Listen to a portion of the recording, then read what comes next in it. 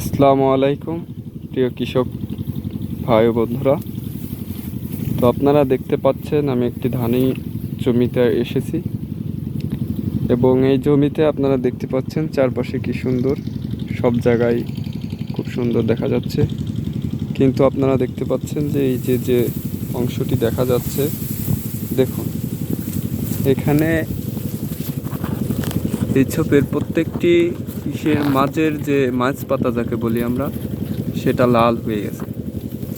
তো এ ধরনের কোনো লক্ষণ আপনার ক্ষেতে দেখা দিলে বুঝতে হবে যে ক্ষেতে মাজরার আক্রমণ হয়েছে। তো এই মাজরা পোকার কারণেই এই ধানের মাঝ পাতা যেটাকে বলি, সেটা মাজরায় কেটে দেওয়ার ফলে এটা লাল হয়ে যায়।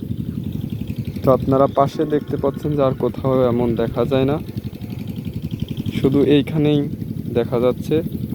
তো এই মাজরা পোকা মারার জন্য আপনার অঞ্চলে যেই কীটনাশকগুলো ব্যবহার করা হয় সেই কীটনাশক ব্যবহার করতে হবে, তাহলে দেখবেন যে এটা আস্তে আস্তে ঠিক হয়ে যাবে।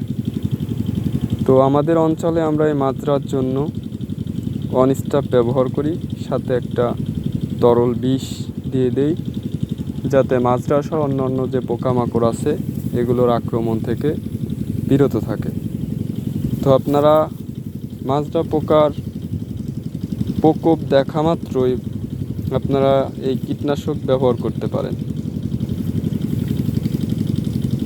তো আজকে এই পর্যন্তই, আবারও আসবো পরবর্তী কোনো ফসলের সমস্যা নিয়ে।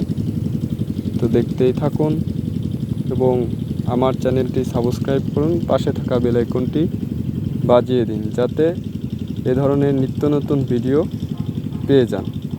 ধন্যবাদ।